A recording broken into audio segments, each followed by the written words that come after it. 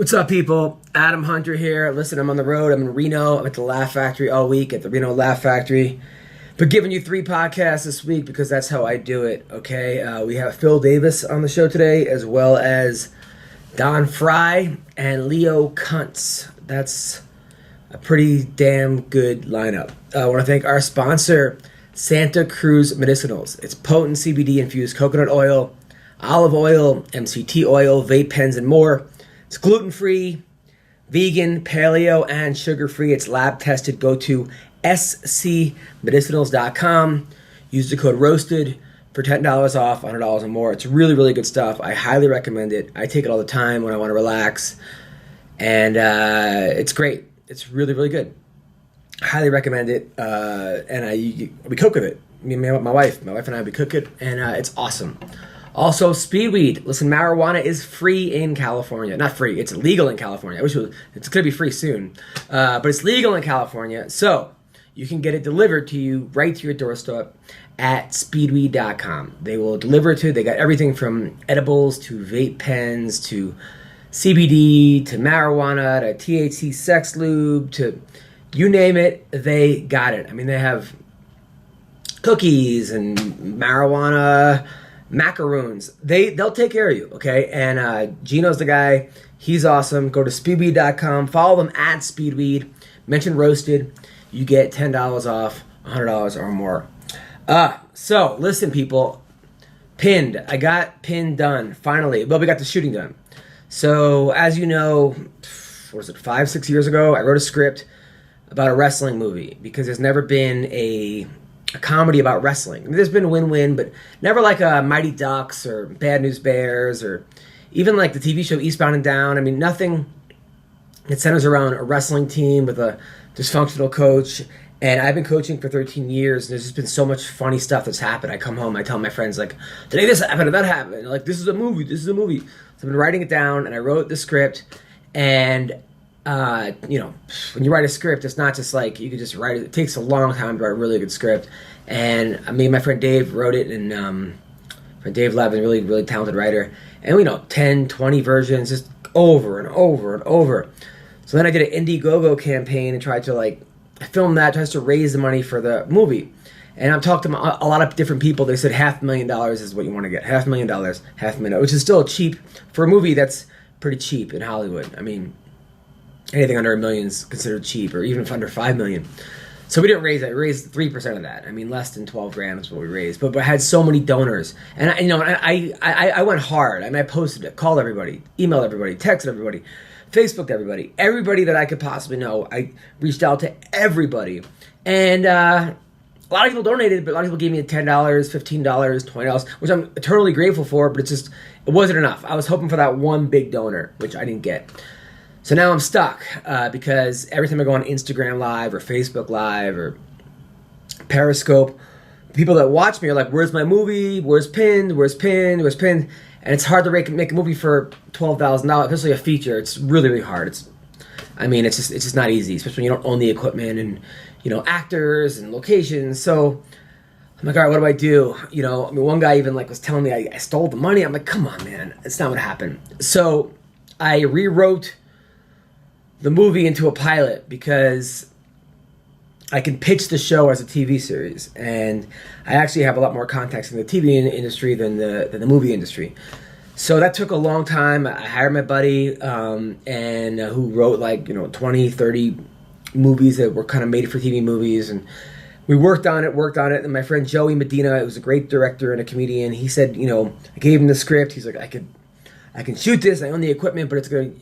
I had to really, really get it down, take away all the action sequences and this, and even the cost money, try to get it down to figure out locations. So that took a long, long time, but I did it. I finally got it down, and we shot a date, and we got a date set, and I hired the actors. We had people audition, and even that was hard because, I have a lot of friends that I was like, they had to audition. I don't want to just give out parts because a lot of times you just give someone something and they don't really earn it or whatever. It's hard. And everyone was doing it for super low budget, and they were doing me favors, and I called it all my favors, and that was hard because I had friends that have been on Broadway and numerous TV shows and numerous movies, and asking them to put themselves on tape for for me and the director, it's not easy. So they did it, and we got the best possible cast I can get.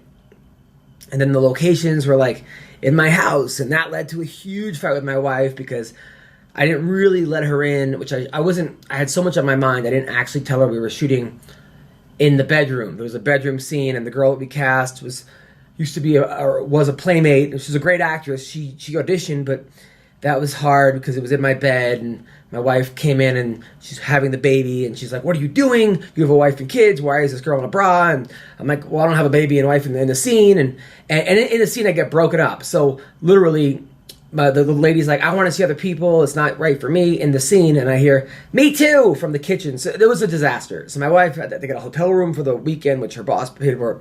It was a whole thing, and I learned that I have to really be honest with people. I should have been more honest with my wife. Not that I'm not honest with people, but I should have been more honest with my wife and told her we were shooting a scene, even though it was a breakup scene, and we're not rolling around in a love scene or a sex scene. We're shooting that in the bedroom. So that was a whole thing. And, then throughout this shooting, my wife is sending me texts, #boycott_pinned, and I had to go to church, and I'm Jewish, to make up for it, which church, by the way, I like church. I mean, they had a lot of really good morals and good stories, and they had music, and it was beautiful. And I mean, the whole Jesus being the Son of God thing isn't something that I, prescribe to since I'm Jewish, but, there's a lot of good things about church. So, anyway, back to just some of the actors, couldn't make it, last minute cuts. I was driving to an audition the other day, and I was 30 minutes late, and I dropped off the baby at my dad's, and one of the actors that was like, "Hey man, can we shoot my scene later?" And now I'm like looking through my phone while driving, which I shouldn't have done, and then for other actors to replace him, and I got pulled over, and this cop on the motorcycle was like, I'm like, "Sorry man, I'm late for a meeting." He's like, "Don't worry, you're gonna make your meeting." And I'm like, "Thank God I'm out of this ticket," because he's like, "Because you're gonna be alive, and I'm not gonna give you a ticket." So it was a whole thing. Anyway, we shot about so many scenes in 4 days. We crunched it all in. I begged, borrowed, and stealed for the locations. Everything was great. And the hard work, well, now it's the editing part, but the hard work for the actual pinned is done, and I'm super happy. The kids had a great time. I got to give some of their kids their first acting work. The parents were happy. They were telling me, "Hey man, my kid wants to be an actor now, and this is great." So that was awesome, and I'm super happy about it, and can't wait for you to see it. So but it was a lot of work. I mean, man, was it a lot of work. And then I had a show Friday night. I should have took off, but I had 2 shows Friday. And then the Laugh Factory, I did a show. There was a woman that was, I'm on stage and she's looking down, and there's like 9 Filipino people, and I'm like, "Hey, are you okay, miss? Are you texting?" And she's like, this old Filipino lady was like, "I'm eating."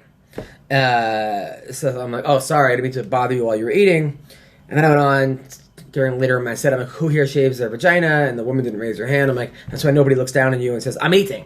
So that was good. But it was like my show Friday night at the Laugh Factory. I didn't get on until like 1 o'clock in the morning.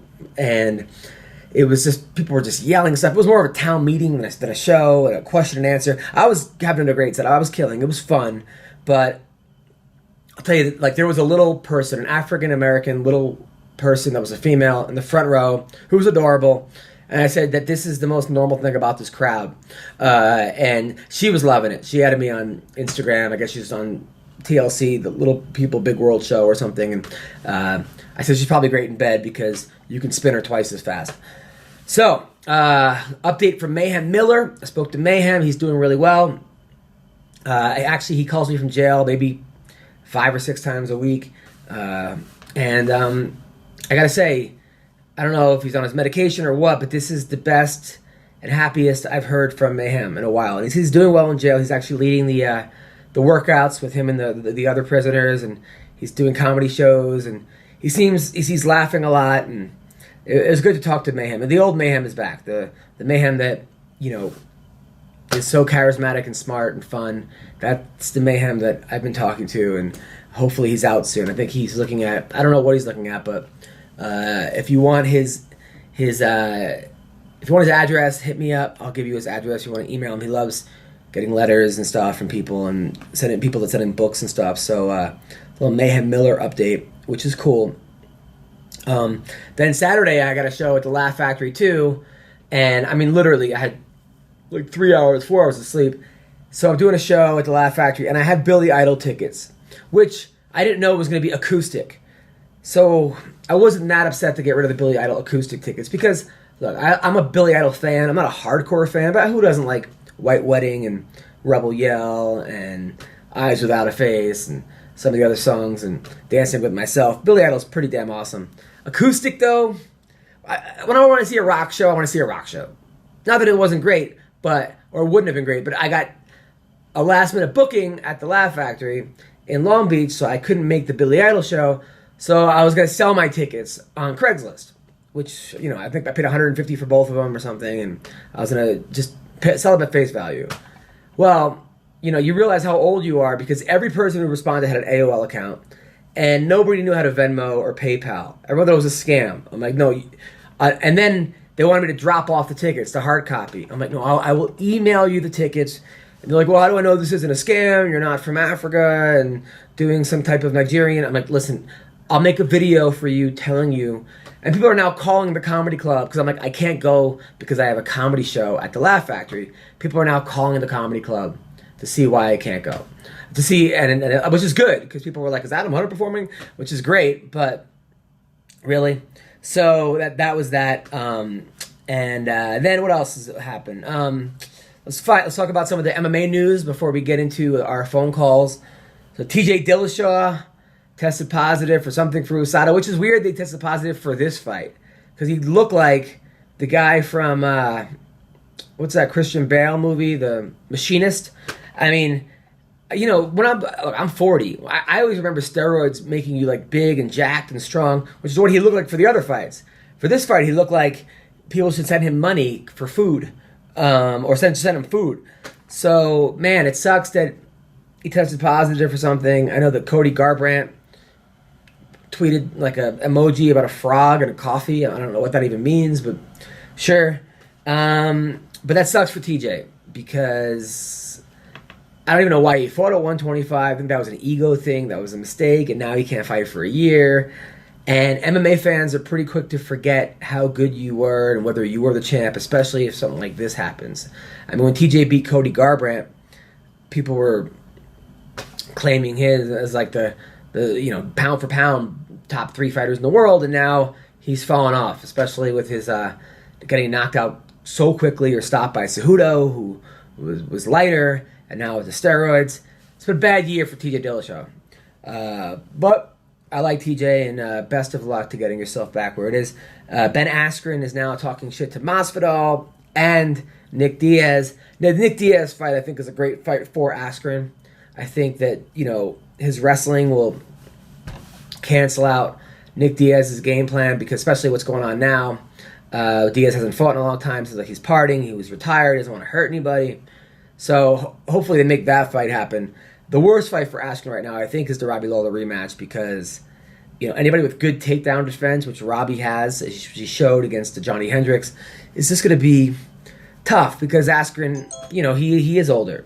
So he's not the same fighter. He didn't look that great in his last fight, let's be honest. He looked tough. He looks great. He looks amazing. He looked stubborn, but he almost got stopped in 10 seconds. And I love Askren. Once again, I love Askren, but that was not his best performance. It was his most, compelling performance as far as action and drama. And I was sitting with my friend Tarun. It was his first fight ever, and he goes, Ben Askren's my new favorite fighter. But that was not the Ben Askren just dominating and running through everybody like he was in ONE FC, aside from that one fight, and in Bellator, aside from the Jay Haran fight. The UFC England that happened over the weekend with Darren Till and Masvidal. Masvidal's just tough, man. He's just a tough guy. He's a great fighter. And when he loses, he doesn't get dominated. He gets split decisioned, usually. And usually it's controversial, or you could argue that he won. And when he wins, he looks good. He looks really good. And he looked really good against Darren Till, even though he almost got stopped early. And then just, classic Masvidal. I hung out when I did that podcast with Colby Covington, Kevin Lee, Dean Thomas in my hotel room. Masvidal was there. He didn't want to be on the podcast, so I'm not going to like make him be on a podcast, but he was there hanging out in the background, just being cool and having fun. And he's a good guy. He's a good dude. And I've been a Masvidal fan since the Kimbo Slice backyard days. And he got dropped in one of those fights too and came back and won. He's just a tough, durable guy who likes to fight. If you're fighting in Kimbo Slice's backyard, you love fighting. You love fighting. That's not a guy who is an all-American wrestler who doesn't necessarily want to go to the workforce and just says, "Hey man, I want to compete because I like competing." This is a guy who loves fighting. And when you step to a guy like that, as Leon Edwards did, look, you call out a guy like that, and Masvidal did. He had his hands behind his back, and then he said it with that great, "I gave him a 3-piece and a soda." You know, awesome. I think that's like the Nick Diaz Wolf tickets saying, where I'm like 3-piece and a soda. Just when he says it, look, if I say 3-piece and a soda, everyone's like thinks that I actually ate 3 pieces of chicken and a soda. When Masvidal says it, you're like, that's fucking cool. That's a cool guy. So that was pretty damn awesome. Some good fights this weekend. We'll go over them with Phil Davis. We'll go over them with Don Frye. We'll go over them with my man who actually has a really good Dylan Dennis story. Yes, I'm talking about Leo Koontz has a really good Dylan Dennis story that I want to hear. Of course I want to hear. So right now we're going to call Don Frye, which I said, "Hey, you want to be on the podcast?" And he said, "Go fuck yourself." That was what he said, followed by a smiley face. Classic Don Frye. When Don Frye tells me to go fuck myself, it's probably a compliment. That's just Don Frye. Don Frye is like probably the last badass in the world right now. Maybe Masvidal, but Don Frye is a different level of a person. Don Frye is like, he's just that guy. He's just, when you think of like cool, I mean, he's like the real live Clint Eastwood. He's the real live just guy that is just, I mean, he should have been a Viking or like a pirate or something.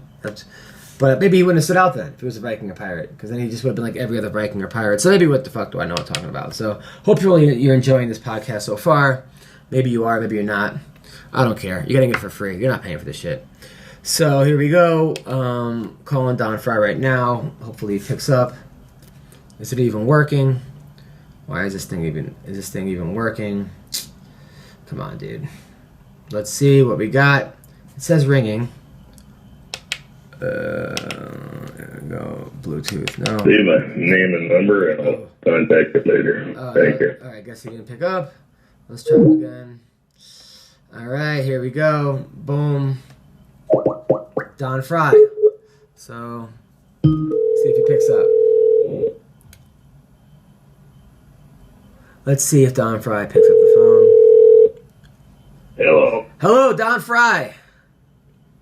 Yeah. You're on the MMA Roasted podcast. How's it going, buddy? Oh, shoot! I thought I was on another hour. You were on another hour, but I got bored, so I called you. Everything okay? Call me back in a couple minutes there. Hang up the other line. All right, I will. I promise. All right. All right. No problem. All right, bye-bye. All right, bye. All right, that was Don Frye. I have to call him back in a couple of minutes. I did say another hour. I just thought maybe I don't know. Just figured maybe. Anyway, what else is going on? I miss my baby. Being on the road sucks when you have a kid. It really does. Because I miss my kid. My kid's awesome. My little baby, she's she's getting her first tooth. She has one tooth right now, which is awesome. So she fits right in. We're gonna go to Nebraska so she could fit in. Is it Nebraska? Arkansas maybe. We're gonna go to Arkansas. People from Nebraska have teeth. We're gonna go to Arkansas. People at Arkansas have teeth too, but I think this is kind of funny. So yeah, what else is going on in my life? I do miss my wife. I love my wife, and I know she got mad at me for shooting that thing in the house. But look, you know, nobody's perfect. I wasn't perfect, obviously, because I should have told her that we were going to shoot there. And she's not perfect because maybe she overreacted or got mad at me for too long. But you can't have it all, people. All right, you can't have it all. You know, sometimes people are looking for the perfect person. Nobody's perfect. Nobody's perfect, and you just have to outweigh the good with the bad. And right now, it's 99.9999 to 0.00001. Good to the bad. Speaking of which, so Conor McGregor was drunk and said that, he was kind of making excuses for why he lost to Khabib, and there should be a rematch and this and that.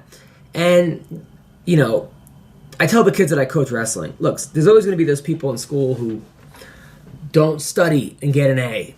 Those athletes who don't train and can run the mile faster than everybody else. Those people that they're just naturally talented and gifted. They could party all they want and do all the drugs they want and still come in and just kick butt. And the problem is that athletes, a lot of them think that those rules apply to them as well, that they can just do whatever they want. And it usually is not the case. And it usually catches up to you. It hasn't caught up to John Jones. I mean, physically it hasn't. He's still dominating everybody in ridiculous fashion. But it seems like McGregor, it's catching up to him. The people are passing him. You can't just do drugs and alcohol and party and out to 5 o'clock in the morning and do all this stuff while everybody else is training to beat you. Eventually, they will beat you. John Jones might be the exception to the rule.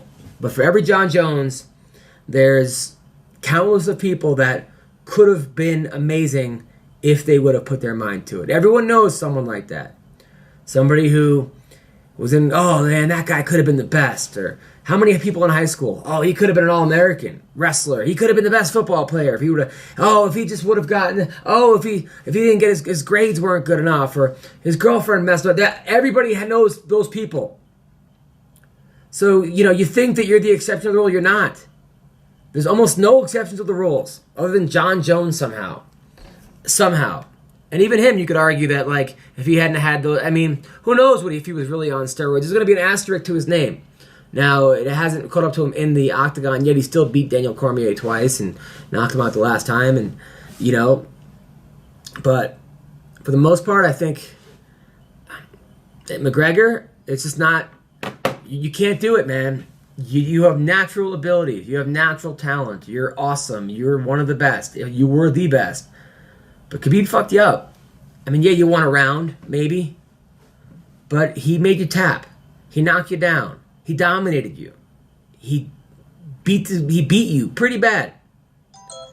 And, you can make all the excuses you want, but you should be in the gym training. Because it's the only way you're going to become better. And everyone likes the comeback story. So, let's call Don Frye right now. Let's see what we're talking to.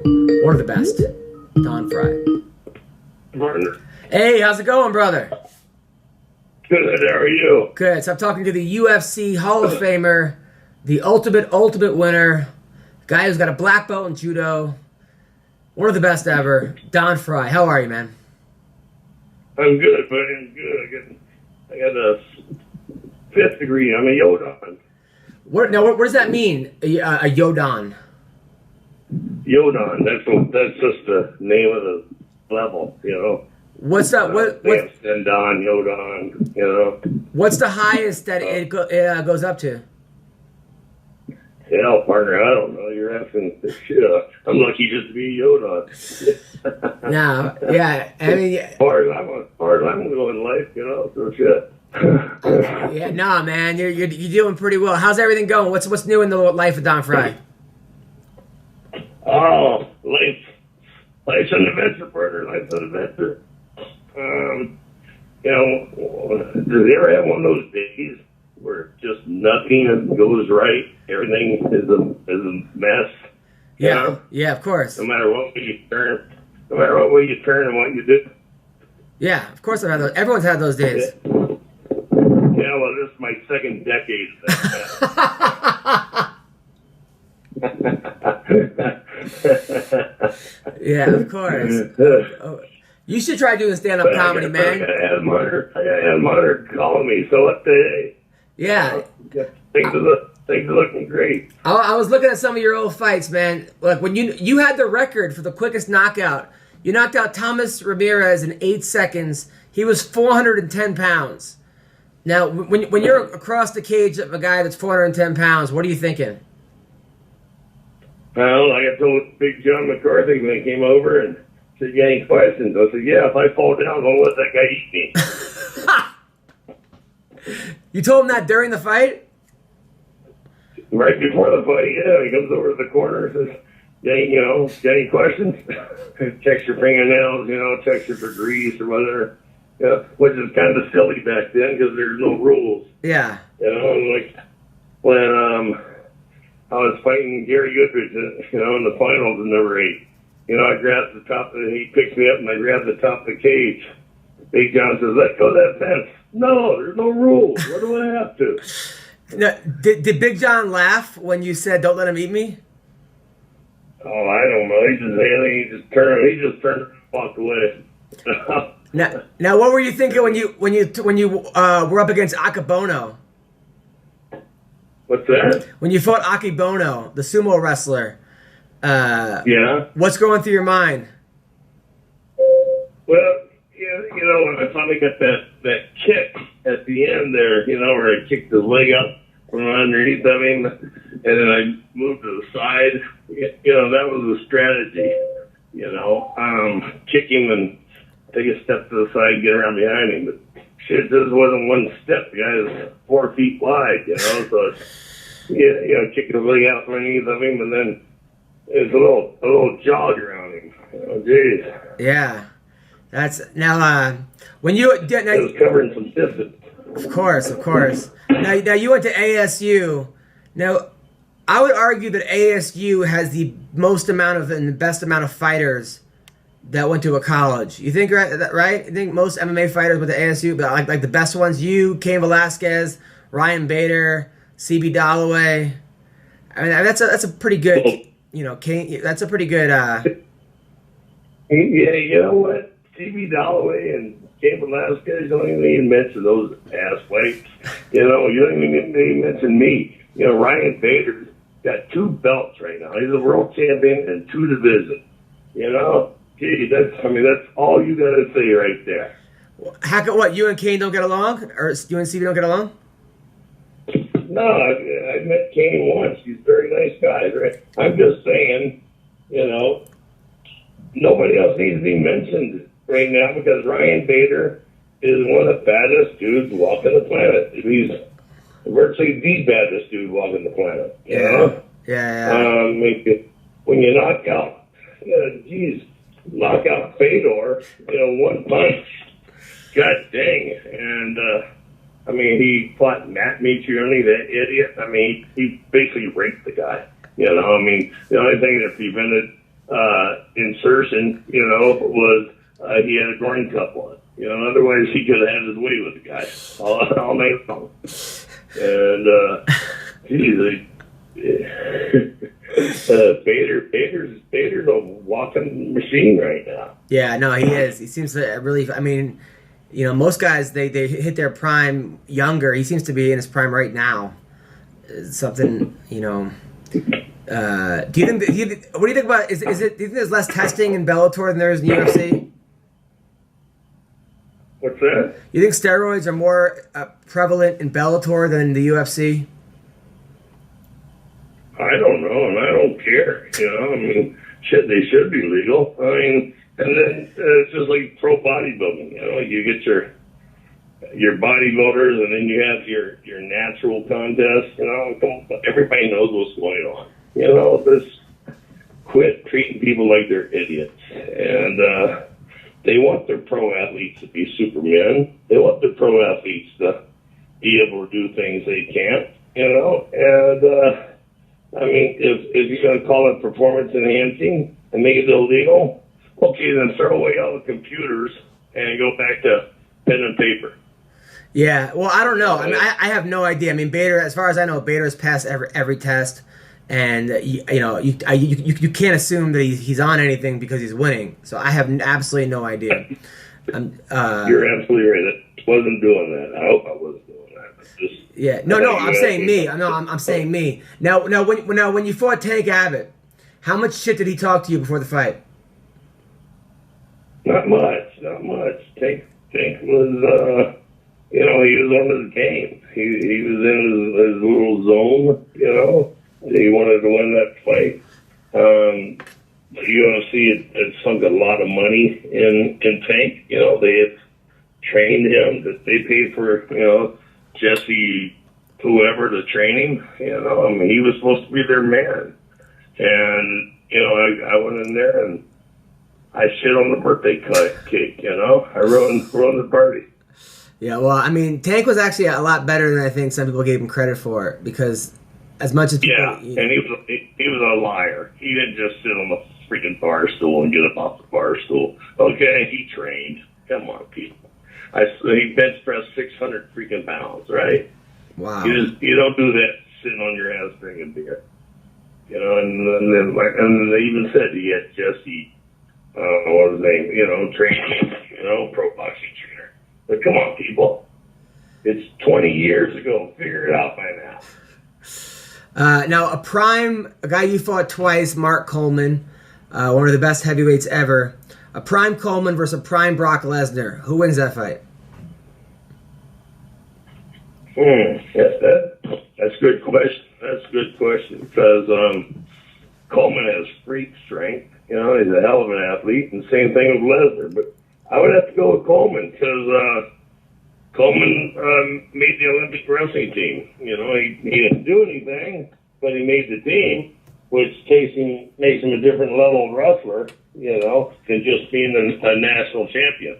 You know, and saying just a national champion, you know, it's kind of tongue-in-cheek. But he's a different level than Lesnar. I mean, you heard the thing that Lesnar backstage at a WWE event, you know, 15 years ago, Lesnar and who's the Kurt Angle? Yeah, Kurt Angle.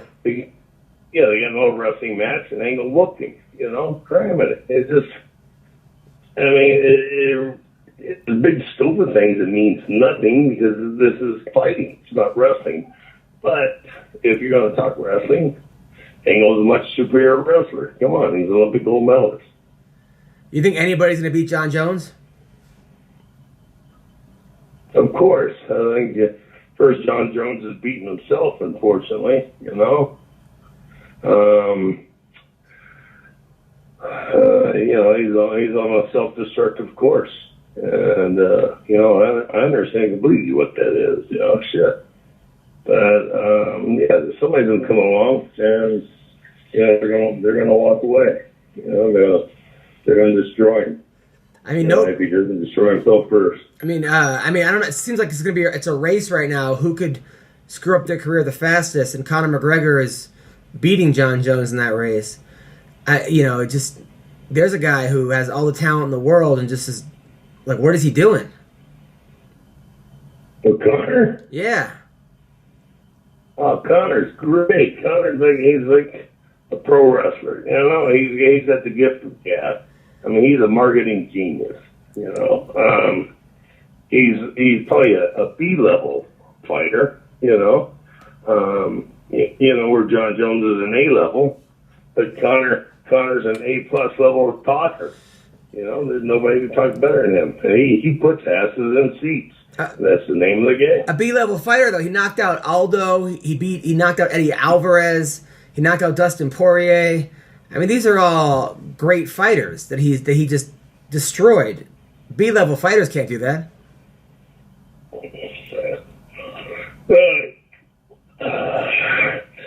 Yes and no. I mean, you're talking a puncher's chance, that old theory, you know. The puncher. But his main his main thought process is not in the fight game anymore. You know, it's making money. You know, and which he's a genius at, and that's basically what everybody's main goal should be, is to make money. But it's really hard to do the two. Yeah, you know. I mean, come on, he's got an Irish whiskey distillery now. He's marketing. He's not concentrating on the fighting as much as he is the marketing. And that's going to get him farther in life. Yeah, and we've all seen what's happened to fighters who just concentrate on fighting. You know, one day you come home and your wife has been fucking, somebody else or 4 or 5 somebody else's, and she's moved all your money into a different bank account, and you're naked and shitting on the street. Is that what happened to you? Yeah. And happened to Mark Coleman, and happened to a bunch of other fighters. Man. Yeah, but I know that you had a tough time for a while. You were drinking. You sounded really bad, but it seems like you're on the up and ups. Seems like you're pulling yourself through, and you're in a much better place, right? I was drinking and on pain pills because I had a bad back. I busted my back, and I kept fighting on it, and made it worse. And then they fused 3 vertebrae, and then a year later, they tore it out and they fused 10, and I was good for a year, and then it started hurting like hell. And, we went to see a couple of doctors, and nobody took an x-ray. And then, the wife started saying, oh, you're just not the man you used to be. You don't have the pain tolerance you used to have. You're not tough anymore. You're just a drug addict making it all up, wanting more pills. And the kicker was when she says, I don't think you can provide for the family, And when you got x-rays, and I'd broken both the rods, the titanium rods. And I'd walk around, no pain tolerance, sweetheart, and walk around for a year and a half.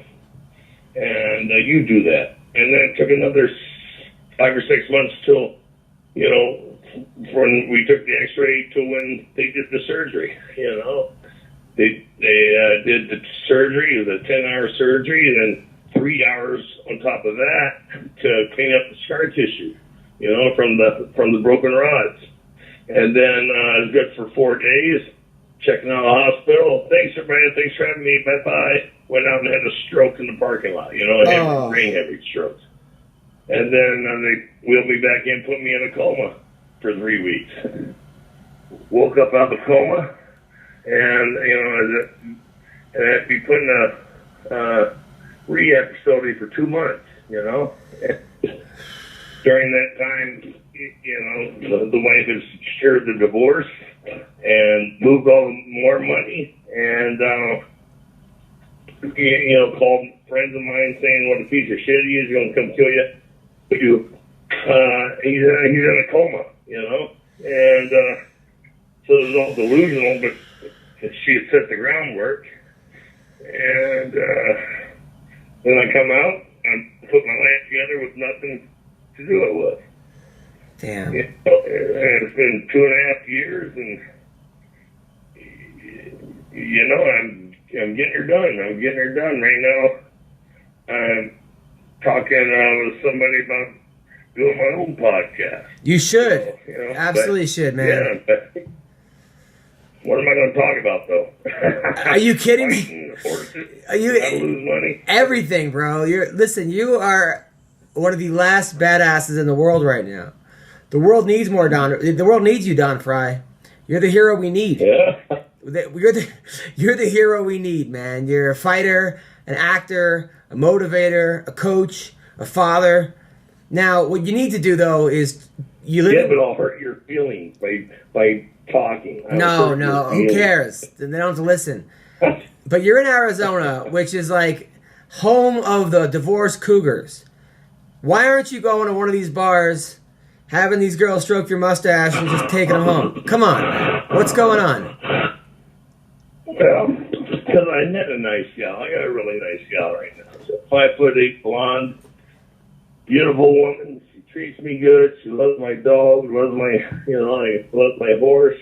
I got chickens. I got a couple of roosters. I got a rooster named Trump who lives, sleeps inside the house. And because he beats up the other rooster. So and she puts up with all my bullshit. That's great. Why am I gonna fuck that up and go look for somebody else? I mean, shit. Oh, see, I didn't know. I thought you were still single. Gal. I thought you were still single. I didn't realize that you're, I am single, but shit, a committed relationship. You know, I don't cheat on a woman. You know, that was a peeing. You know. Of course, man. Of course, you don't need to. Are you now? And everything works good still. You got the Viagra, the help, and everything.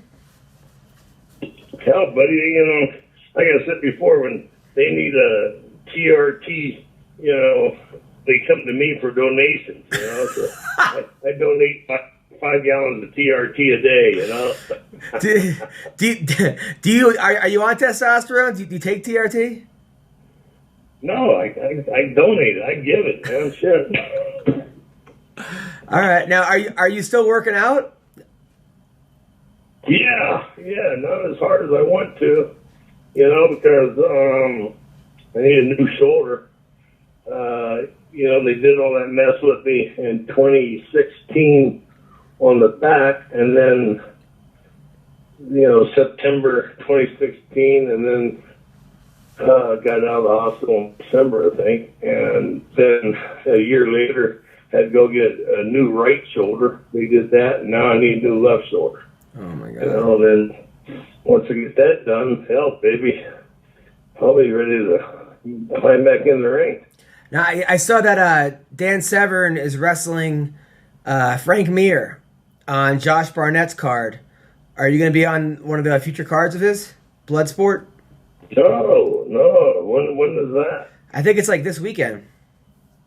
Well, that's great, man. That's great. That'll be a good match. I'd like to see that. Yeah. No, Josh never invited me, so, you know, he don't need me at this point, maybe in the future. Well, why don't you call him out on it? He'll probably get a kick out. Call who out? Call Josh Barnett and say, listen, partner, I'm here. If, you know, if you guys need me, I'm here. Yeah, but I'm like Rooster Cogburn right now, a one-armed fat man. You know? I gotta get my other arm, otherwise, you know, I get the last 10 years of my fight career, you know, with broken back, you know, and bad shoulders. And, you know, I don't want to do that crap again. Right? But, I saw that you visited Takayama in the hospital. That was a crazy moment, right? yeah. Yeah. Yeah, I went over there to do a pro wrestling match, and Muto-san and I went over and saw Takayama-san, and you know, it's something that, you know, bites your soul in the ass. You know, it really does. And hell, he was happy and friendly, and you know, and he's just a talking head. And he said, thank you for that fight. You know, he said, you made me famous. He said, I would go all over the world, you know, for wrestling matches, and people at customs everywhere else would say, hey, you're the guy that fought Don Frye, huh? You know? And I said, I get the same thing, partner. I said, everywhere I go, they said, you're the guy that fought that big giant Japanese guy, huh? I said, yeah, his name's Takayama. You ought to learn it. That's still the greatest fight I've ever seen in my life. Best fight I've ever seen. So what's that? That's still my favorite fight of all time. That's the best fight I've ever seen. Yeah, man. Well, you know, it's because Takayama's a real man. You know, he's a real man. You know, I mean, he stood there and he gave as good as he got. I'll tell you that, partner. I'll tell you that. I had a headache for 2 months. That's crazy. Well, listen, Don Frye, where can people find you? Oh shit! Well, who's looking for me? If they want to text you or email you, are you on social media? Are you on Twitter or Instagram? You know, I think I'm Don Frye Fighter on Twitter, and we're gonna have to get after that more. And I don't have an Instagram yet, but I'm gonna redo. I think I got a new website, but. I can't give it out yet because I haven't paid for it. the UFC bought my old bought DonFrye.com. So while I was in the coma. Oh my God! Really? The UFC bought the website from you? the name, the domain name, yeah. That's ridiculous. They can't do that. Well, yeah, they can. It ran out. You know, expired while I was sleeping. Did they give it back to you at least? Did they offer it to you? Hell no. Man. Hell, they fired my good buddy Ant Evans. You know, Ant was a good friend of mine, and he had to take some time off. He kept taking time off work because he kept having hernias and, you know, and medical problems, and they fired his ass. You know, that's their shit. Fuck. They don't play fair. Yeah, it doesn't sound like it. Well, listen, Don, it was great talking to you, man, and I want to talk to you again soon. You're the best, brother.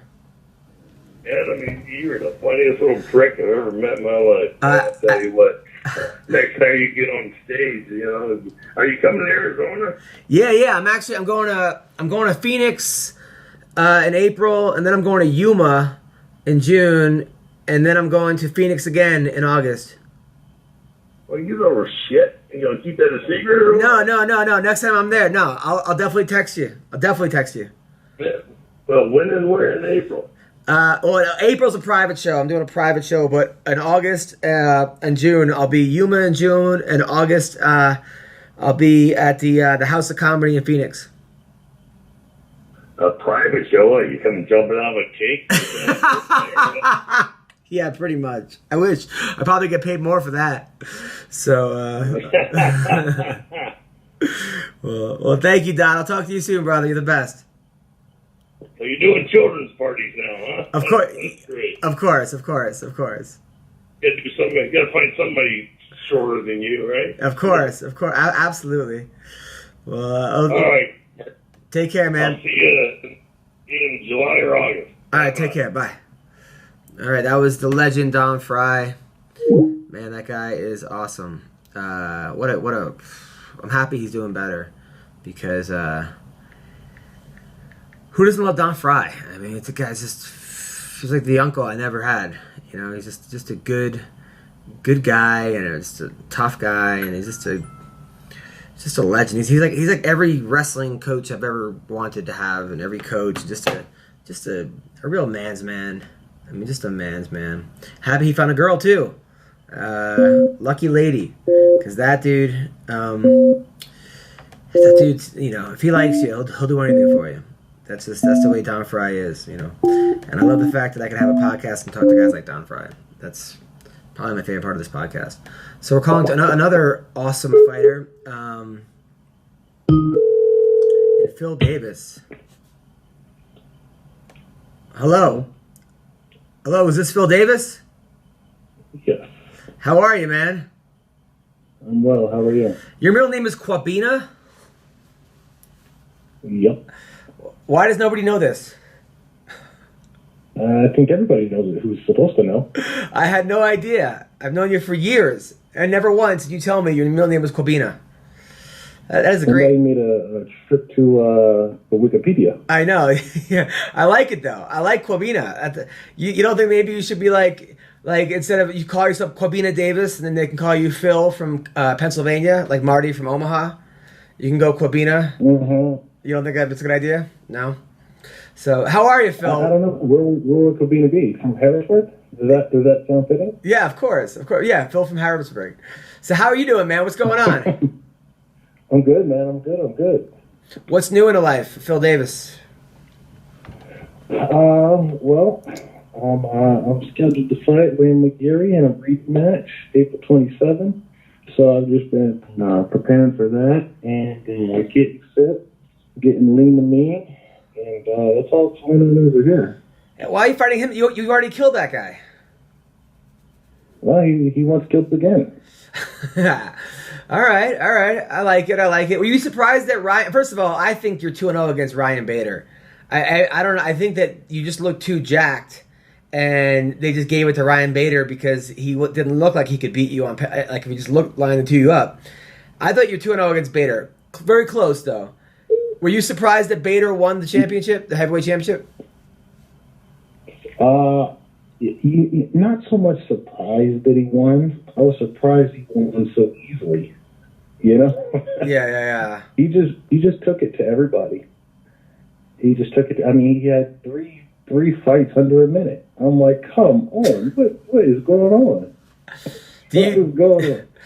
Do you kind of wish that you would have entered that? I had 2 under a minute, but still. Yeah. The Mitrione just kind of grinded him out. I mean, he won every minute of that fight, but the other, the Fedor won. Now, do you kind of wish that you entered that tournament? Do I wish I had been in that tournament? Yeah. Not really. I'm still not. There's a lot of heavyweights that I can beat, but I wouldn't consider myself a heavyweight fighter. You know? Right.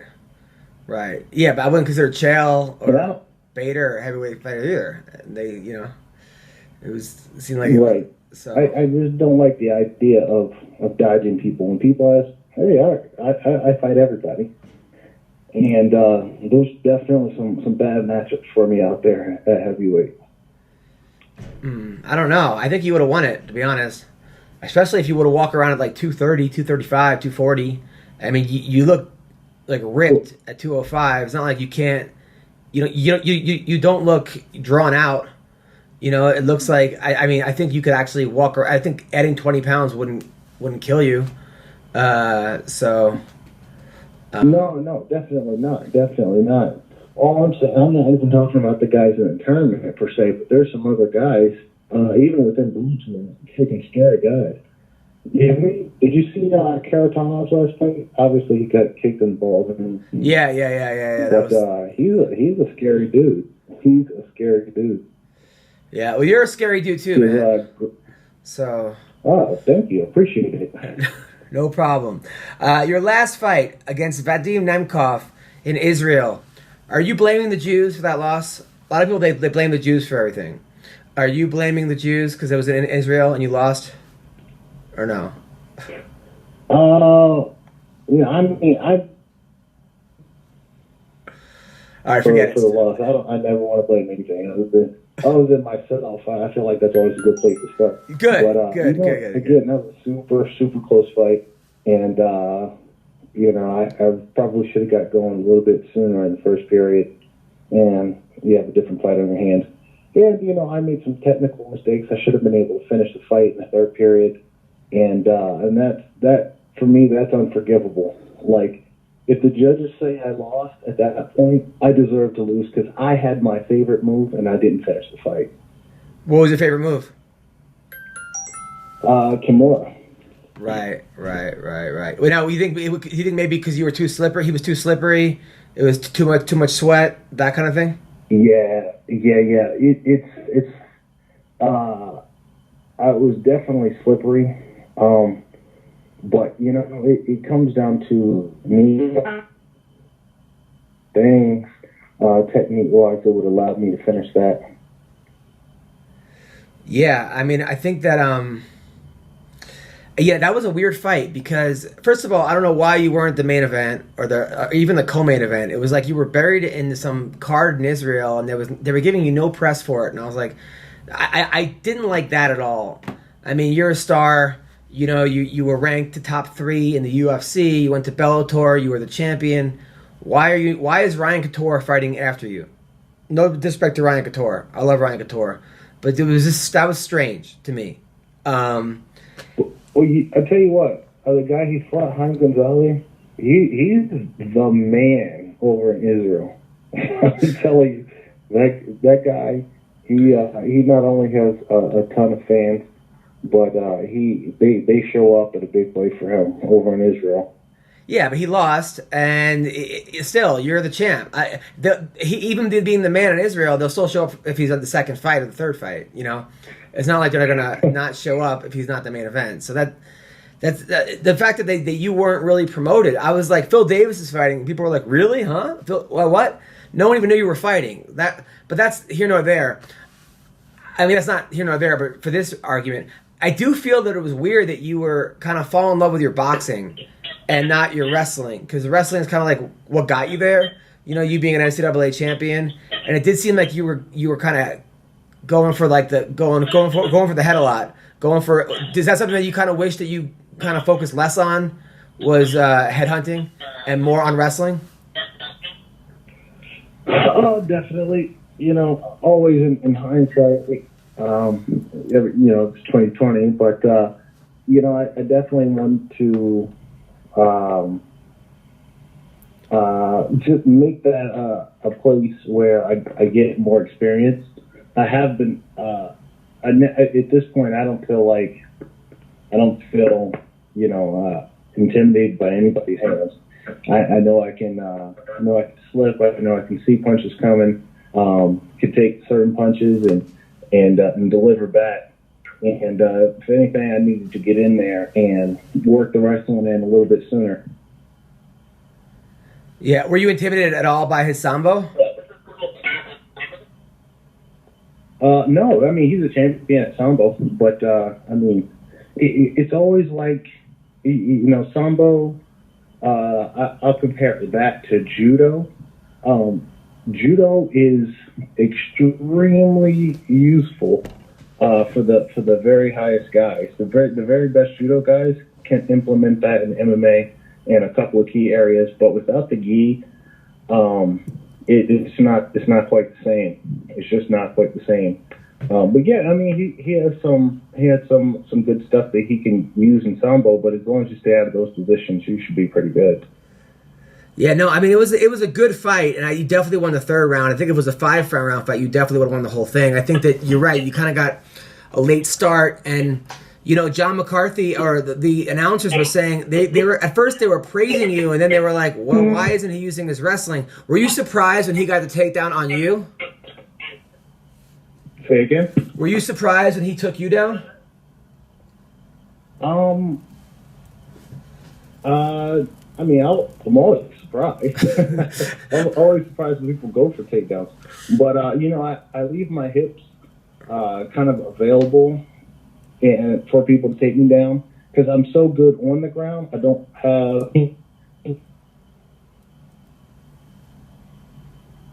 fear of being on the bottom. I know I can get back up to my feet in a very short amount of time.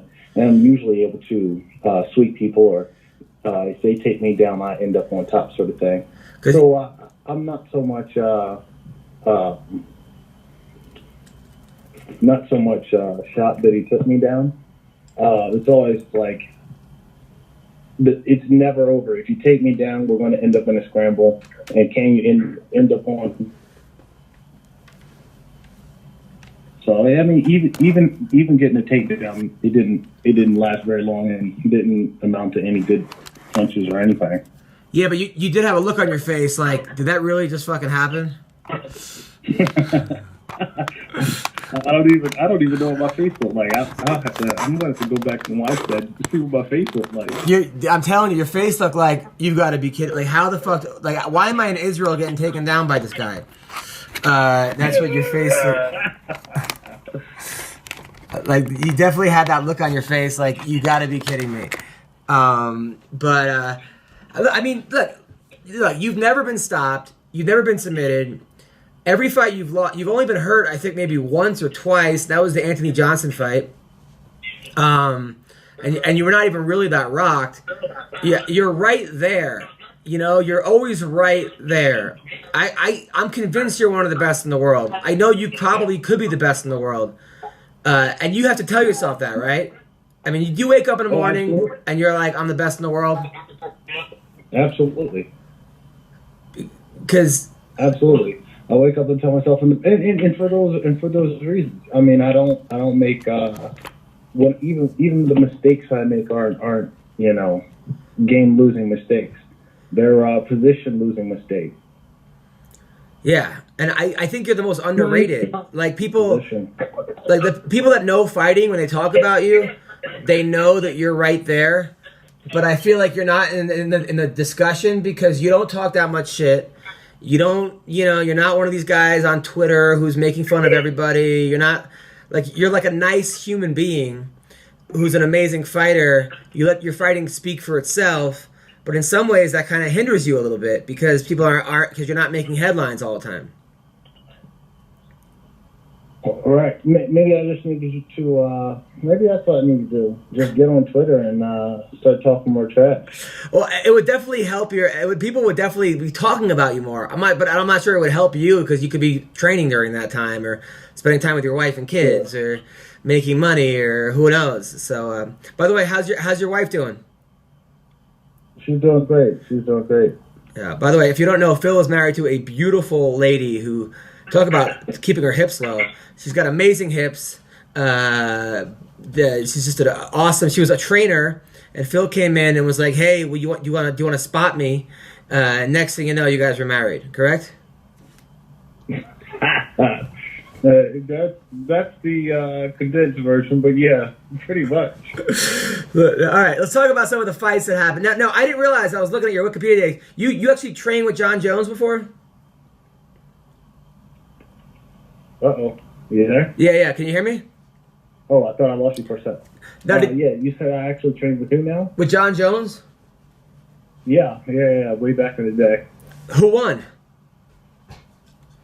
Well, I was just training, but yeah, we were, I was probably a month or two out of college, and he was, I don't even think he was in the UFC yet. So yeah, we weren't even like, we were just doing like drills and, grappling and all sorts of stuff. Nothing really like full MMA sparring. No, afterwards, did he come up to you and he was like, "Hey, I got some stuff that'll make you stronger"? Nah, nah, he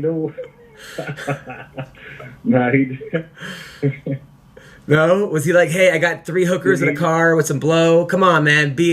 Come on. Let's do this."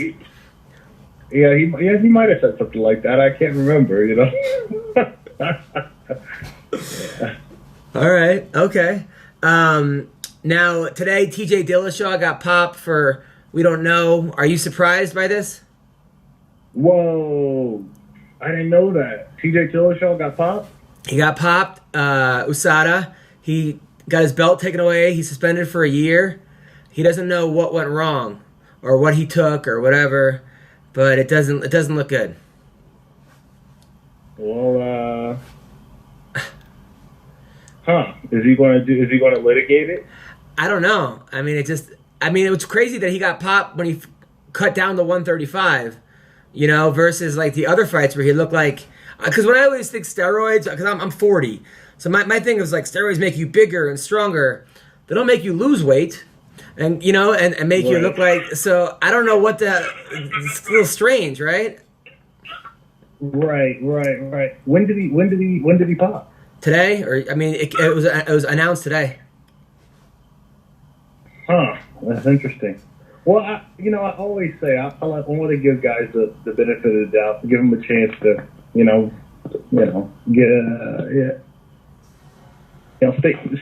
see what it is. Maybe it was a real accident, and maybe he was taking something else.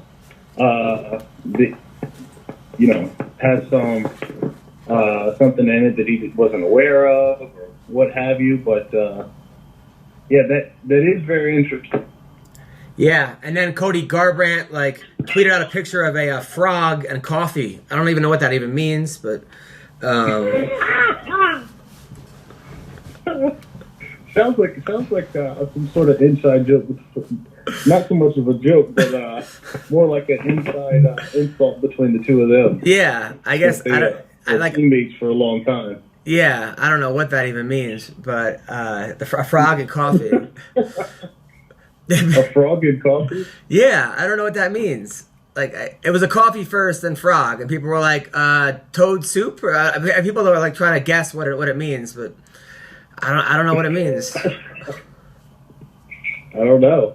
I'm gonna have to call Cody on that.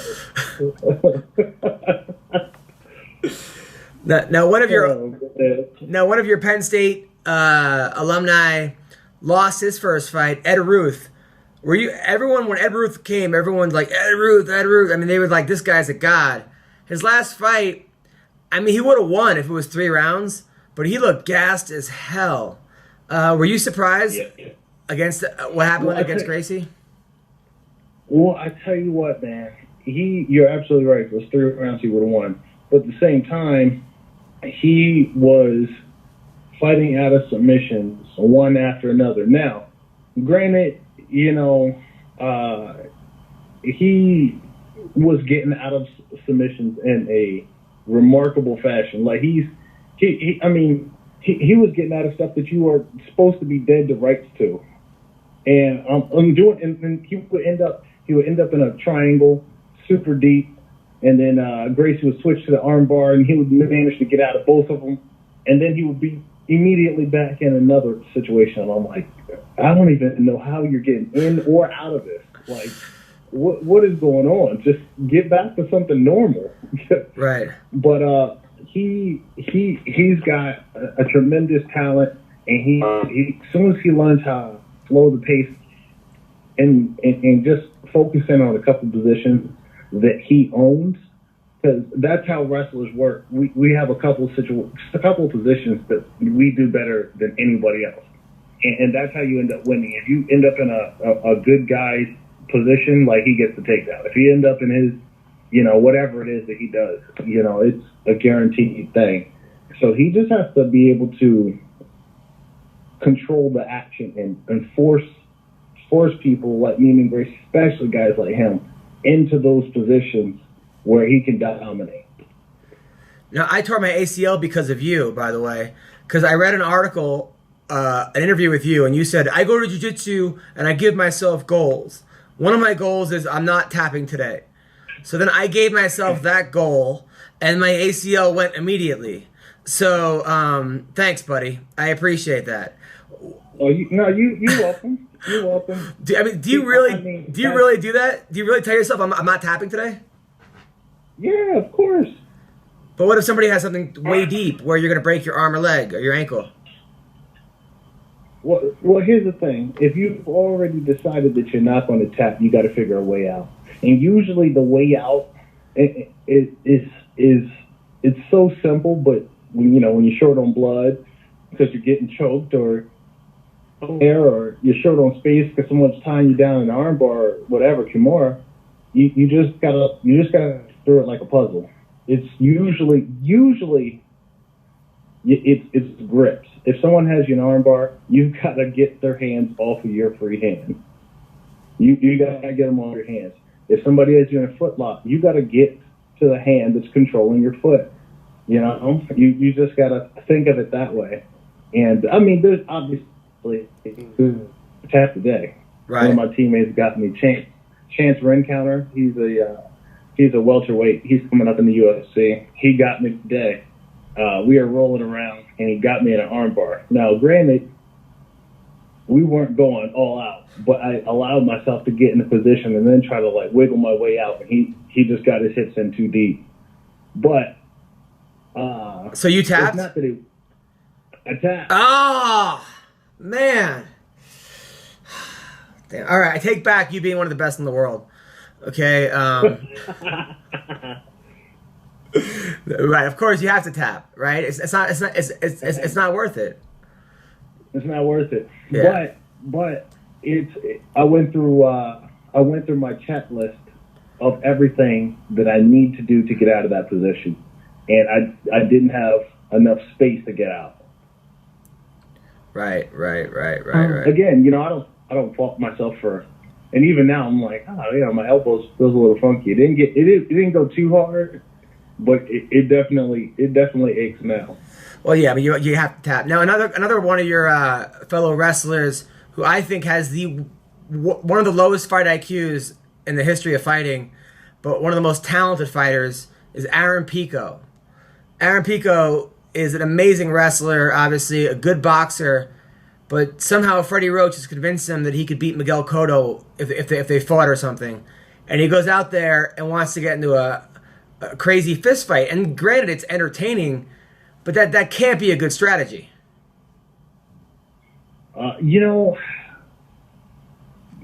Fighting is a crazy sport because it's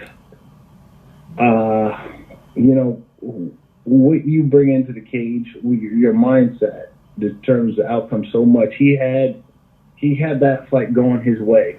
He had it going his way, and at some point you have to know when to ease up on the gas and when to go full, pedal to the metal. And he had that fight going his way.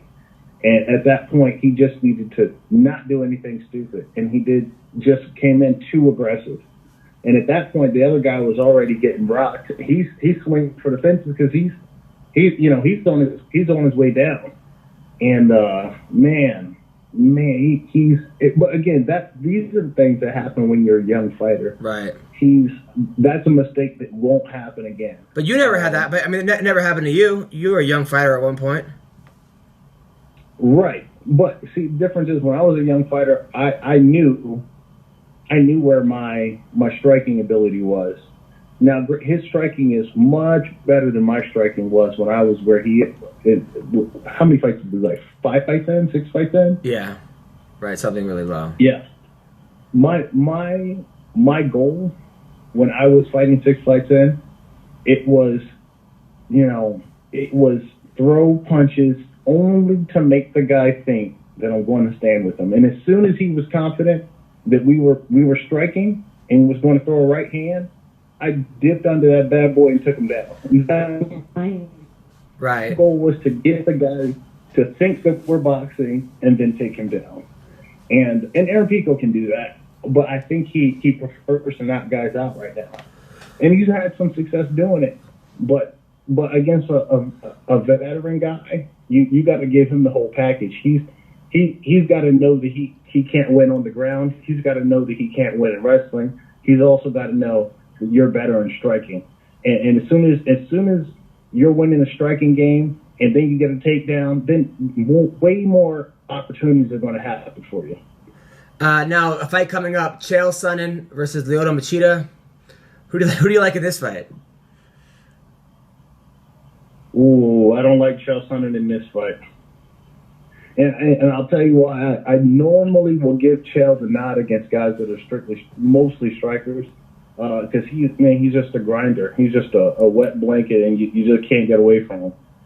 But Machida he's like this enigma. He's just so elusive. He's not going to be very easy to take down. He's just not. His style is just not easy to take down.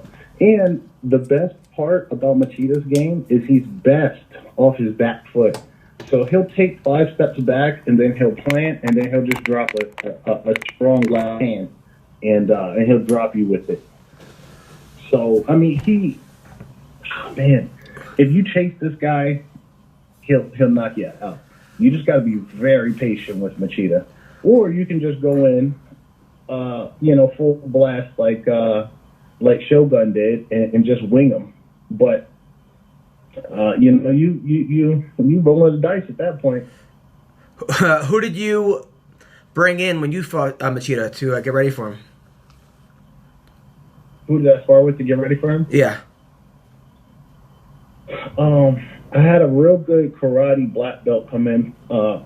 I can't remember his name at the time, but the guy from Lloyd Irvin's. This guy was like, I'm telling you, if there could be a black equivalent to Machida, it was him. He had exactly Machida's style, and he wasn't even trying to. Like, he had the same style, and very very technical karate, but also, again, just that movement. As soon as you advance on them and they don't like the position, he backs out. He backs out, and he'll plant and drop a left hand on you. So I got him to come in, but I also have great teammates that are good role players, like Joey Beltran. He's like my go-to teammate anytime I have a tough fight coming up. He's one of those guys that helps you get your head right. When you spar with Joey for 6 weeks, you're tough enough to take on anybody. Like you're tough enough to take on a Sherman tank. Like he's just one of those guys that just beats you up so much that you either decide you're going to win this fight or you're just not going to make it. So, Did you have you been following his bare knuckle boxing career? oh yeah, I definitely think there's a place for it. I like that it's a kind of an in between of boxing and MMA. Like you can clinch with one arm and you can kind of fight out of the clinch, but not too much. You know, it's a good in between. It's a good in between. Now, have you heard that Dada 5000 has a new fight league where they're fighting in a trigon, which is a triangle. They invented a word basically, but it's now a triangle. It's a cage shaped as a triangle, and it's bare knuckle boxing. Did you say a trigon? Yeah, I swear. I will send you the commercial for it. It's called. They're fighting in a trigon, and it's in Cheyenne, Wyoming, coming up. Bare knuckle boxing in a trigon. Not a triangle. Nope. I mean, it looks like a triangle, but they're calling it a trigon. So yeah. Well, I need you to make the official call on it. Is it a triangle or is it a triangle? It's a triangle because I don't know if trigon is an official word, but Angela Lee says let trigons be trigons, so I'm going to. And one of your and Christine Stanley is fighting in the organization. Christine Stanley is fighting in it. Oh, is she? Yeah, she's one of your girls, right? Mm-hmm. Yep. She's fighting in the trigon. So. Kim, Data 5000. Data 5000. I didn't even know the guy was still alive. I thought he was still in the coma, but I guess he's out of the coma, and now he's promoting fights. So yeah. Well. I honestly for a second I thought you were going to tell me he's fighting again. And I was like, I was starting to cringe for a little bit. Like, okay. No. If he was, it'd have to be 10-second rounds. You were at that fight? Yeah, man, I was at that fight. Were you going crazy? You know what? It was weird. It was like that trick at the very. It was 3 rounds. And, of course, everybody didn't think it was going to go longer than a round. Yeah. And in the 3rd round, it was just, I tell you what, Dada was taking most of the punishment. And he turned it around. He had like a 3-minute window in each round where he just comes back and just starts putting it on Kimbo. And he almost won. Closed out the round. Yeah. I was like, I can't look away, but it was so entertaining. Gosh. Yeah. That was wow. So how many kids you got now, by the way, Phil? 2. How old are they? Say it like I got 7. How old are they? They are 2 and 6. Nice. I got a 7-month-old. When did your baby say her first word? Because my wife says that my baby's behind, but she's only 7 months old. No, 7 months. Nothing. You won't get to anything that sounds like a word for another couple of months. At least 11 months. Now, 11 months is.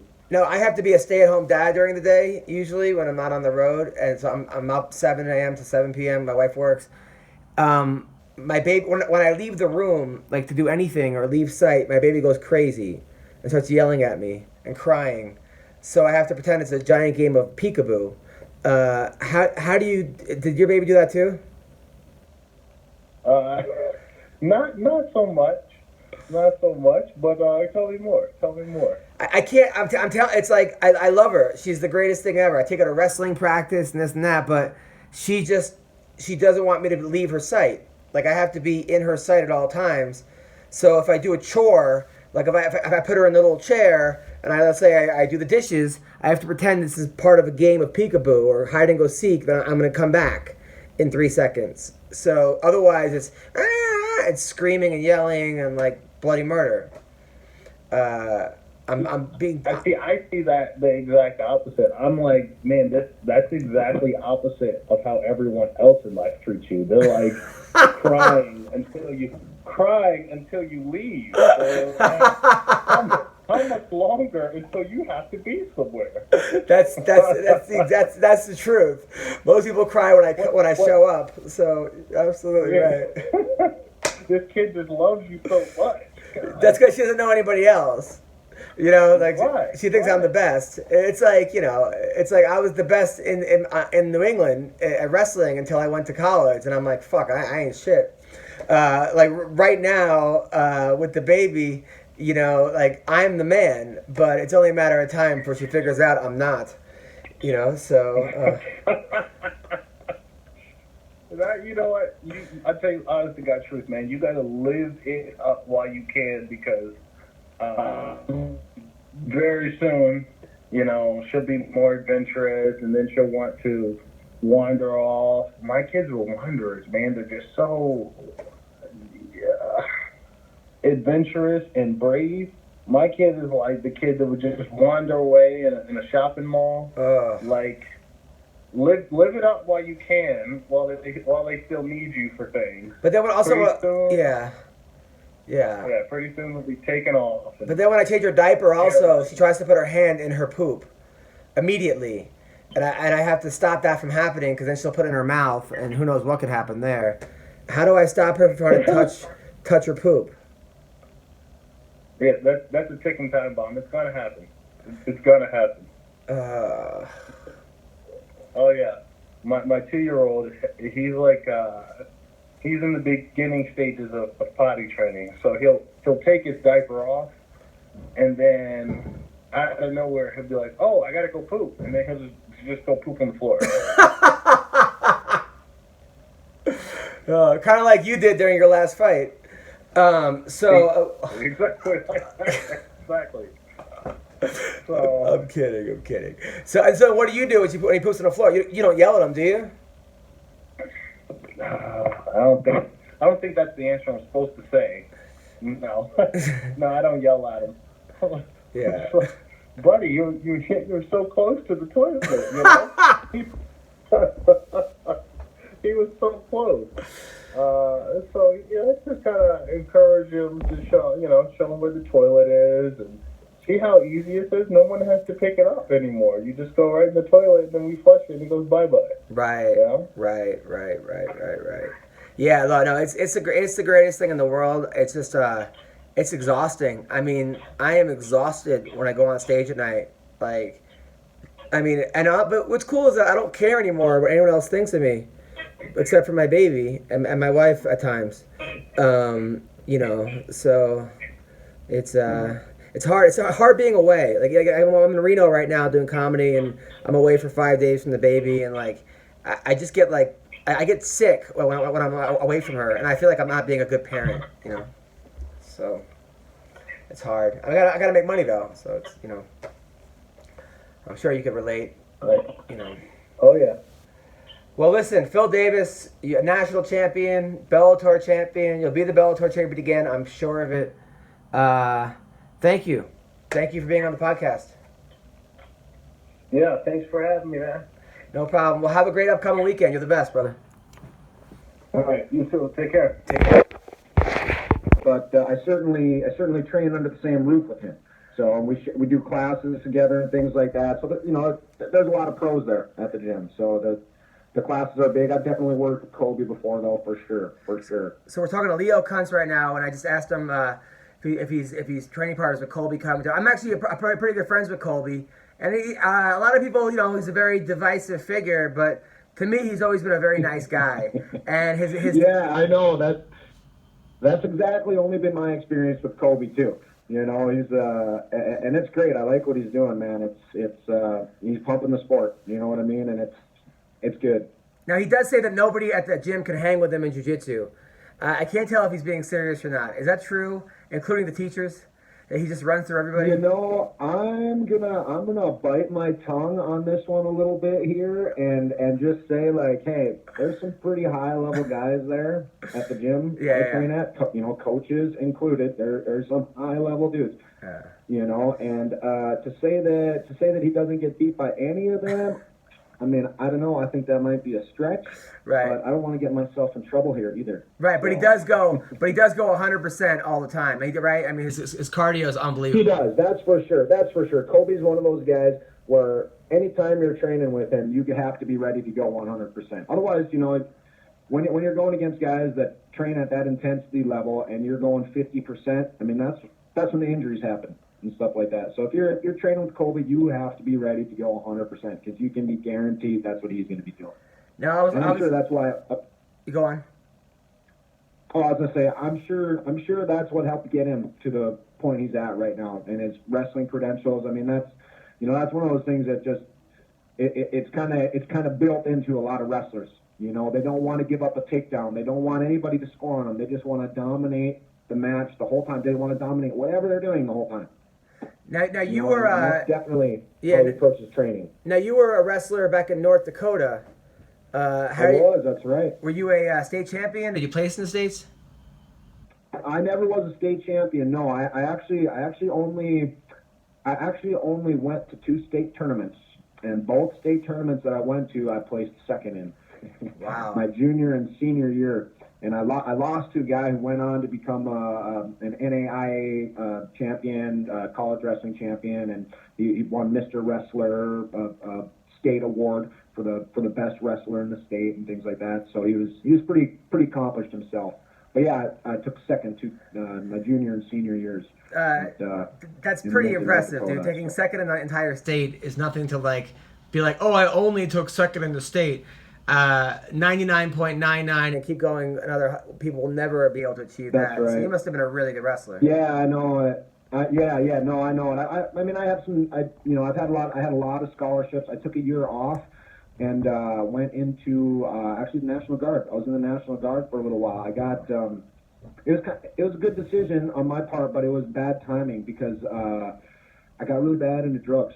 Really, really bad. I had a really bad run-in with drugs right out of high school, right after I got in the military, and I actually got discharged, less than honorably discharged from the Guard right after I finished all the training, basic training, AIT, did everything, had all my training done, and came back and was going to drill, and I was in the wrong crowd with the wrong people, and anyways, I ended up taking time off before I went back to college. I had a bunch of scholarships, even for football too. Wow. And all that stuff kind of evaporated very quickly because I went from being about a little over 200 to about 165, and not from dieting, from abusing drugs. Now what? So so we're talking coke, meth, heroin. I mean, I didn't get into heroin and I didn't get into injections. But meth for sure, that's a really bad one in North Dakota, especially at that time. They were busting 200 to 300 labs a year in North Dakota at that point. It was everywhere. I mean, wow. Really bad news. But that was the main thing that really messed me up because it's a bad drug, man. It's bad. It's all around bad and nothing good about it. So. Did you have to go to rehab? I didn't. I mean, I was really close to. I mean, I should have. I'm borderline suicidal, seriously, for probably 6 months. And I really probably should have went to a rehab facility, but it was never one of those things I was able to pull the trigger on. And actually, to be honest, fighting is really, honestly, one of the things that helped pull me out of it. Because, I got into fighting when I was in my early 20s. Very early 20s, and that's when I was just kind of on the tail end of my bad drug use, and I was probably at a point in my life where I could have went either way. And I started getting into training, and training was going good. I was doing well, and I was like, hey, this is something that I might actually, be able to take to the top, take it as far as I can take it. And it was really one of the things that helped me stay clean and get my life back on track was fighting. And that's no shit. Well, I mean, you were off to a roaring start. You went 16-1, your first 17 fights, you were wrecking fools. You ran into Sam Alvey. That was a little bit of an issue, right? Sam Alvey. Yeah, well, I'm never the type of guy to make any excuses or anything like that. But when I got the call from my manager, I was at a point where I was mostly working and not training. So I took that call to go on to the Ultimate Fighter on about like 3 weeks notice for literally no training at all. And I mean, Sam, I ain't trying to take anything away from Sam. He is a heavy-handed dude who knows how to throw good punches. Okay, so I ain't taking anything away from him. But I myself was definitely not at my peak performance at that fight. But hey, man, he caught me with a really nice lead hand hook, and he was pumping the jab, and I was reaching, I was pawing for it. He seen the opening. I pawed out for that jab when he threw the feint jab, and he came right over the side with the fucking lead hook and just caught me on the. I want the whole story about what happened. Okay, here's what happened. All right, minutes before me and him are going out to fight. Okay, we both get visits from the UFC brass. Okay. And they're guys I didn't even know who they are. Not Dana White, not those guys. I'm talking the decision makers. You know what I mean? The brass. They were down there. They came up to me and they told me, hey, we just had the largest odds swing. And I had no idea about betting, how that all works. I didn't realize that the betting odds are actually based upon the wagers that come in. Okay? And so what happened is there was the largest single night odds swing in MMA history. That's how the story started off. They're like, whoa, we don't know what happened with this odds swing here, okay? Well, the UFC brass knew what was up. They knew that meant that some huge fucking bets were coming in at the last minute, all right? And the huge bets came in on me, all right? There was $1 million bet that came in the night before the fight on me. $1 million, and then another bet for $50,000 that came in for me, okay, for me to win the night before our fight. And they addressed this. They didn't say much to me because they knew that the situation, I likely had nothing to do with it. It was the other guy that was obviously trying to take a dive, all right? So they went and they talked to him, too, about this, okay? Somehow, from the time that we had those conversations to the time we went and fought, he had changed his mind about this whole decision. And what had happened is he came out to the Korean law enforcement and admitted this to Korean law enforcement because he was scared for his life, because he actually the money that he got was from a Korean organized criminal element. They put the $1 million bet in on him, and they also gave him $100,000. And that's to throw the fight. So for you to win. To throw the fight. That's right. To throw the fight. Yep. And he put half of the money that they gave him down on the wager as well for me to win. Okay. I didn't find out about all this exactly like that until I got a message, an email from Bang's lawyer. And Bang's lawyer asked me if I would be willing to write a letter about our fight and just explain in my own terms how I thought the fight went down. And honestly, I fought a lot, okay? I fought a lot. I know when guys are trying, when they're not trying. I have no indication at all that he wasn't trying to win that fight. Right. Okay, so if he was still trying to take a dive at that point, I mean, he wasn't trying very fucking hard. So, and then he ended up doing 10 months in jail. So what's that? And he ended up doing 10 months in prison in a He Korean. did. Yeah, he ended up going to fucking prison for it too. Yeah. Now you're half Korean, right? I am. That's right. Yep. Half Korean, half German. So did they offer you half the money to throw the fight, or no? I wish. I fucking wish, man. No, I could use it, and it's really sad. I mean, it's really sad. Like, just, I mean, the paydays that guys like me and him aren't that great. You know what I mean? And it's like, it just kind of, in my opinion, just kind of goes to show a little bit about the UFC and their business policies. And it's like, hey, I mean, you guys need to start paying your fighters, even the low-level guys, so that they don't have, so that these types of decisions aren't something that they're even thinking about. I mean, this is the type of things that, wreck sports. This is what wrecked boxing, okay? And there's no reason that a pro fighter should feel he has to go work with a criminal element to make his bread. You know what I mean? It's just it's ridiculous. It's ridiculous. So then so you win your next fight, then you get cut by the UFC, and you go back to Korea to fight. No, I lost two. I lost both my UFC fights. The first one was against Islam Makhachev. The first one was against Islam Makhachev. Yep, and I lost that one by rear naked choke. And is that the guy that was involved in the Conor scuffle? What's that? Was Islam Makhachev the guy that involved in the McGregor scuffle? Was that him? No, that's Dylan Dennis. No, but wasn't there? But it wasn't Islam one of the guys that attacked Conor? Was it? That wasn't. I don't think Islam was. I think that was Artem Lobov. I think that was Lobov. No, that was before. But I'm saying. That attacked Conor. Like I don't know. That could be. Like in the cage. Adam. I don't know for sure. Yeah. It seems like everyone who gets involved with you is in some kind of a. What's going on here? All right, so. I must just be one of those guys. I'm a bad apple, I guess. No. People get involved in me, bad things happen. It has nothing. The next one that's going to have bad things happen to him is Dylan Dennis. All right, so let's talk about that. What happened with what happened with you and Dylan Dennis? Okay.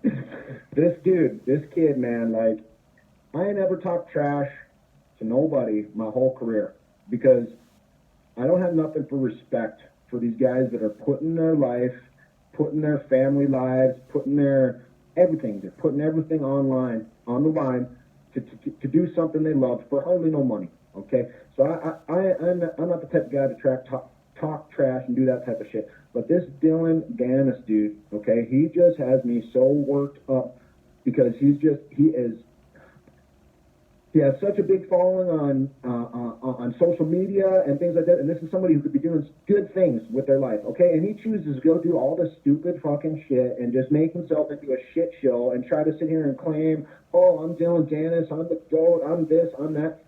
It's bullshit. And, you know, someone needs to fucking call him out on it, and not just a little bit, all right? And that's what I'm fucking trying to do with this guy, man. I'm fed up with it. Someone needs to kick this kid's fucking ass. And I want to be in line. I want to be the first one in line for it. Okay, have you talked? So what I did is I started. Yep, go on. Go ahead. Go on. Please talk. Go on. Okay.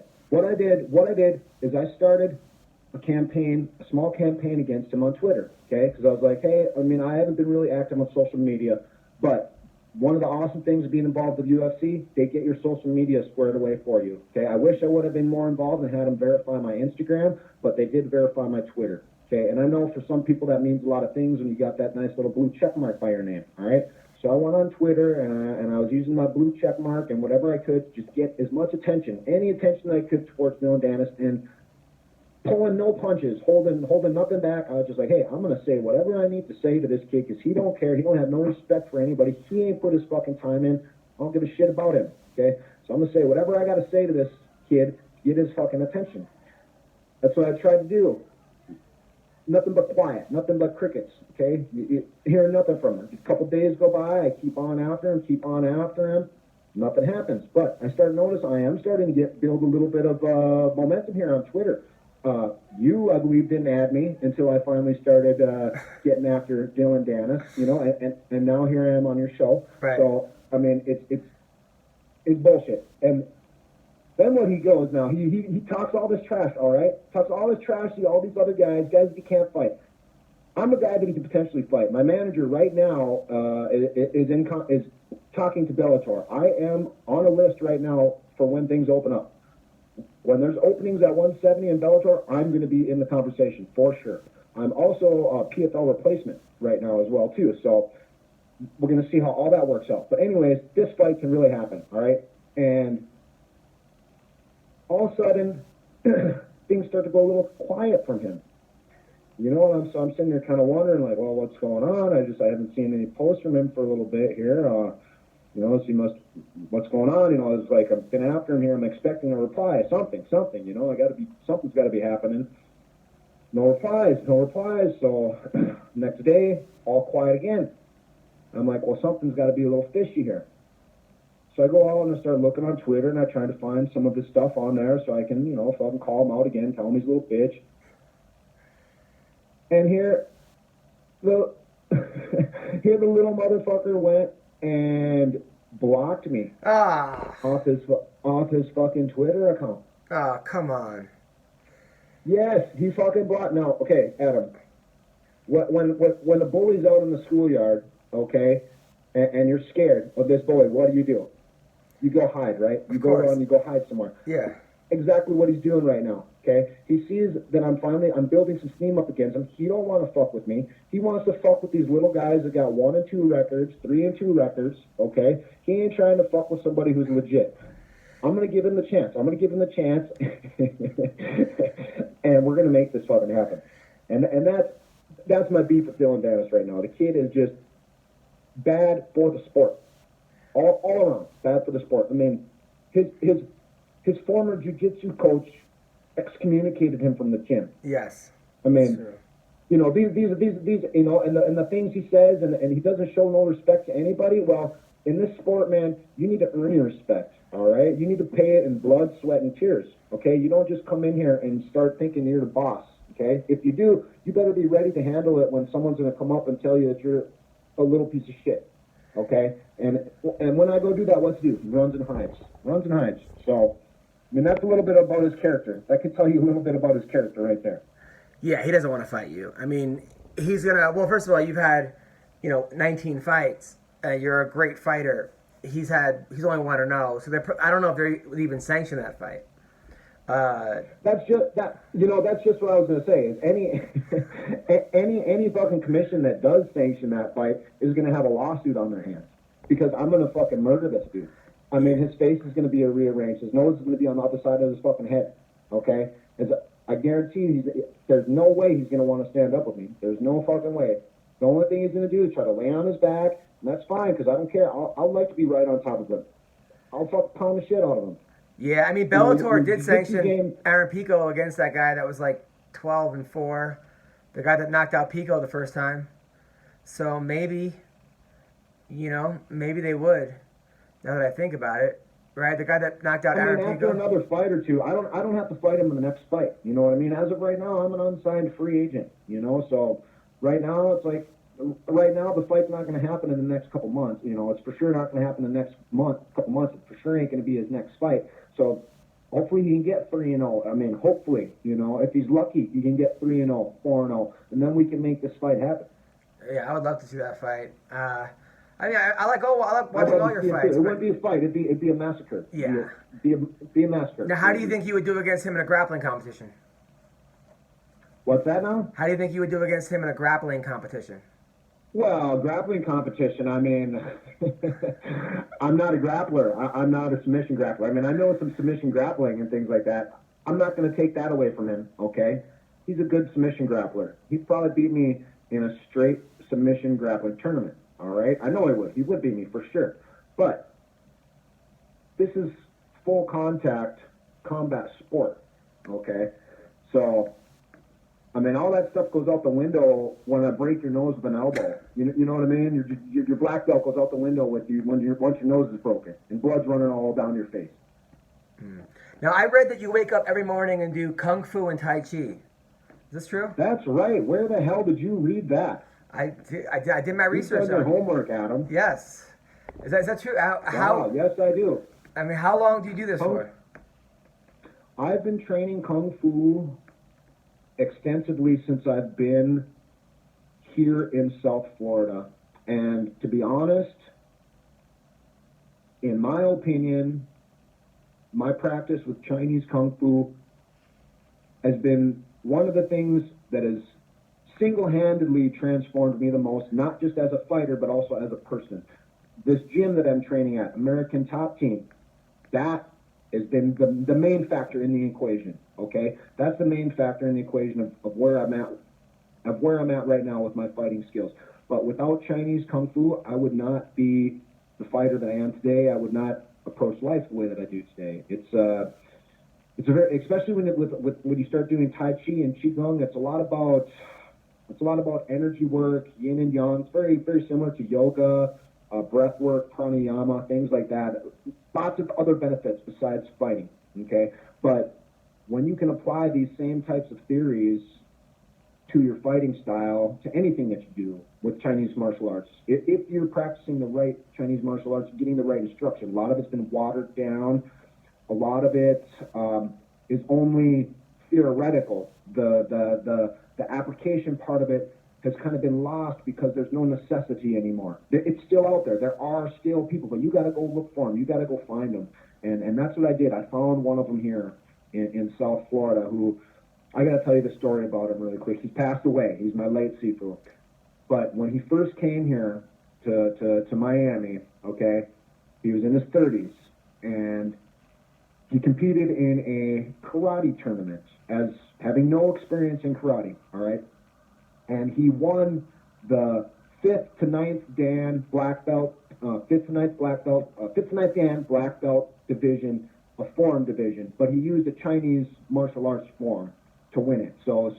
And this was the first competition that he had done back here, and many comparisons in the martial arts, in the traditional martial arts world at that time, were comparing him. A lot of comparisons were being made to Bruce Lee. And I have no doubt that he would have had a huge, awesome, very popular school if his grasp of the English language would have been better. Because even that was 30 years ago when he first came here. And even when I started training with him, I mean, it took me a year before I could really have a solid conversation where I knew exactly what we were saying and I knew exactly what was going on. You know, just because how he struggled with English. You know, so yeah, I love Chinese Kung Fu. It's going to be part of my life long after I'm done in the cage. It's crazy because Robert Downey Jr. also had a substance problem. He does that every morning as well. So. It's for peace of mind. You know, it's the mind, body, spirit benefit of these Chinese martial arts is really great. And you know, when you can actually take that and apply this theory to fighting, I mean, it's Chinese Kung Fu is like one of these great mysteries, you know, pyramids, Atlantis, you know, these huge monolithic structures that are underneath the ocean. No one knows how they got there. I mean, there's stories of these, you know, there's stories of Kung Fu fighters, you know, being able to achieve amazing things with their body, okay? And yeah, could it be just stories? Sure, of course, but you know, we have proof that there are mysterious things that we don't understand, like pyramids. You know what I mean? And it's for me, it's something that I've now devoted my life to, and it's in my next fight you'll be able to see how I'm able to implement some of the Chinese Kung Fu. Now, does Kung Fu actually work in fighting? Because you see, like Chuck Norris back, does it actually help in actual fighting, like the actual techniques of Kung Fu? Does that actually work? That's right. 100. You'll see in my next fight. Adam. Because, I mean, you know, my last 4 fights have been at 155. And all my other fights, I'm 17-1-1 as a welterweight. And I'm 1-3 as a lightweight. And my next fight's going to be back at welterweight or maybe at an open weight, wherever fatty Dylan Danis can make weight at. You know, so I'll fight openly with him. I don't care. You fucking 200 pounds, whatever. I ain't worried about it. So. Right. No, I love it. Well, listen. Okay, Leo Koontz. By the way, how much was it hard growing up with the last name Kuntz? Did people make fun of you a lot or no? Well, it's actually Kuntz. Kuntz. Oh. And in the area that I grew up in, it's a German area. It's a German last name, so everybody knew that name well. So I had no problems growing up. But when I got into the Army, and even at the gym where I'm at right now, the manager there, Richie, he calls me Leo Koontz all the time, and he knows it's Kuntz. He just, you know what I mean? He just does it because it's funny. And I mean, of course, the UFC capitalized on it too with my fight against Bong. His last name's Bong, okay? But when they did the promo, all it said is Bong Kuntz or Bang Kuntz. You know what I mean? So right, yes, we kind of laughed about it like, yeah, I'm sure somebody overlooked that. No, I'm sure it was intentional, you know? But I love it. Well, thanks for coming on the podcast. Hope you get your fight with Dylan, and keep up the great work, man.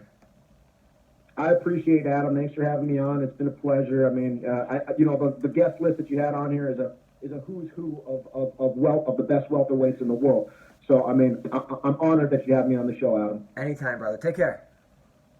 You too. Bye-bye. Bye-bye.